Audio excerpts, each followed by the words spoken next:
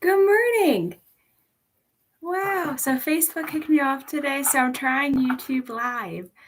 Wow. So the world is better with you in it. I'm Judy Veers with Share Hope Through Art, which is a nonprofit that is it's pretty innovative doing suicide prevention using art, and I listen to take leads to do different outreaches. I had a lead over the summer. You should go back to being a therapist and using art. You get a free space. You'd help those in most need. So I've renewed my license. So I'm a therapist. I have the potential to do group therapy with individuals with mental behavioral health issues. And one practice is also doing pay where you don't have to have a diagnosis. You're just, you want to improve your wellness or help with grief or help on self-esteem. So it's growing. So there's been my first loss to suicide in 2003, I believe. It was a neighbor and I was friends with a sister. And every few years something happened. And during the pandemic, I lost a former coworker who was really special. And I'm like, wow, this huge, amazing woman, not huge as in size, but just like this bright light gone.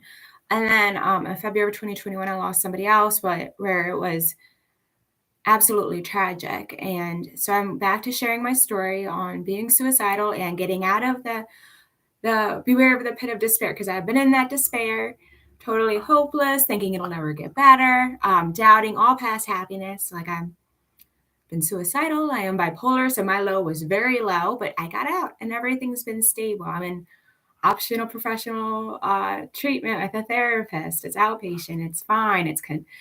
I want it. It's helpful. I know my triggers, they're not triggering. And I'm like, wow, they used to trigger me. So there's so much hope. So my story would help people that have been in the hospital for mental health issues. Somebody else would be, may have had addiction. So their story would matter more for somebody that's dealing with addictions. So the idea of workshop presenters is having people with different stories to hit the population. So I have a veteran who did 10 years serving our country and lost two of her coaches to suicide. So she's extremely passionate about sharing hope. She helped me make a ton of cards this week to give to the hospital. And, but I'm like, we need funds. So I am applying for grants and funding, but I would love to be able to give it out to the community for free, but we may charge. So it's all like learning curve. But so I feel comfortable with the mental health challenge area. And also, this is my mom, and I made this one a year or two ago, but it's a picture from her Bible, her handwriting. And I'm not sure about my family because a lot of people have privacy, and that's one thing. The memorial art, I don't put any of the things I've done online. I've done over 40 individuals I've gotten to honor and share that with their families, but loss is so personal that it's not for public display. But so this is my mom. So I can display my mom, but the back has family. So I keep things confidential because you never want to re-trigger or anything. But point being, my mom's Bible, I took a photo and did this one. It says, love this world through me, Lord. Let us walk into the light of the Lord. It's Isaiah 2:5. Is the bottom one. I think the top one is just my mom's prayer. But what I did is I don't know if you can see it, but I hole punch them, I laminate them. I may figure out how to make a cool bookmark thing. I go over and stamp them all. I layer them. So this is actually a picture of the park we used to go to in the background.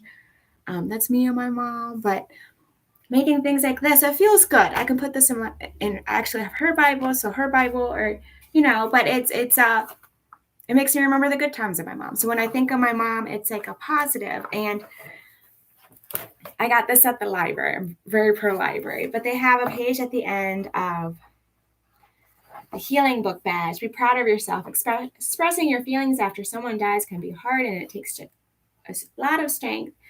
You've done a great job remembering the person you love and celebrating his or her life. You created a beautiful book filled with memories. And the last page is, we hope that you always carry with you wonderful, warm, and loving thoughts about the people you love. So one thing I definitely want to do is, as a therapist, is grief support groups. And I'm in Maryland, and my dream 5-year plan is to be like the US specialist on grief, where people actually come here for a week, where we make art, we paint our rocks, we do our bookmarks. We could be, you have to be in Maryland, even at telehealth. So the book stuff we could, because you can do like whole entire keepsake books. Like I know how to print books. So like that could be like long-term therapy, but there's like, you could do this, you could do rocks, you could do buttons, you can do so many art projects just to remember somebody. Because that love, I have one rock painted. I contacted a hospice location, like, can I leave it there?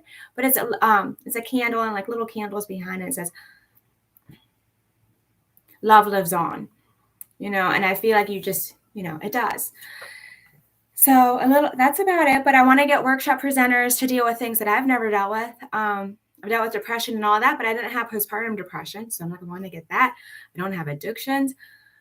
I'm in a white body. So I don't know what it's like to be other races or other sizes, or I'm from Baltimore and I'm from Maryland. So I don't know what it's like to be from other countries or other states. I can walk. I don't know what it's like to be in a wheelchair. I can articulate. I can see. I don't know what it's like to be blind or not hear. So I want to get different stories. You can tell this is my mom. So I don't know what it's like to be adopted. I don't know what it's like to have a parent in jail or died of overdose. My mom was breast cancer, which was, tragic, but it was a natural death. It wasn't, So I'm hoping to grow Share Hope through art in terms of as a therapist on a therapeutic level. And also I think workshop presenters and being able to train them on different art projects. I could be doing this and they could be reaching out here because there's a lot of really great public speakers and there's a huge shortage in our whole country on therapists. So I'm kind of like, I can organize over here. My degree is in management, community organizing / clinical. But I can do the clinical too, because that's a bigger shortage. Education, is a privilege. I did get some fun grants and stuff, but it's a huge privilege. So there's a lot of people that are amazing public speakers that never even finished high school, So it's like, yeah. All right. So thank you for listening. If you listen this far, feel free to comment. Have a great day. I am off to actually, I think our Westminster signing a child abuse prevention declaration for the month. And so I'm off to go do that and then go to work. So thank you. Have a good day. The world is better with you in it. I'm hoping to do another night and go into if you don't understand how the world is better with you in it,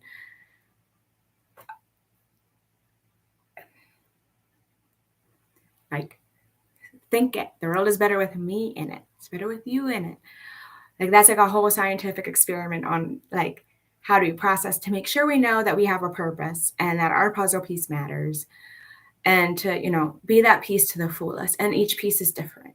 And honoring and celebrating our differences, not judging. I'm we're all the same puzzle. This is one world. All right. Take care. Share hope.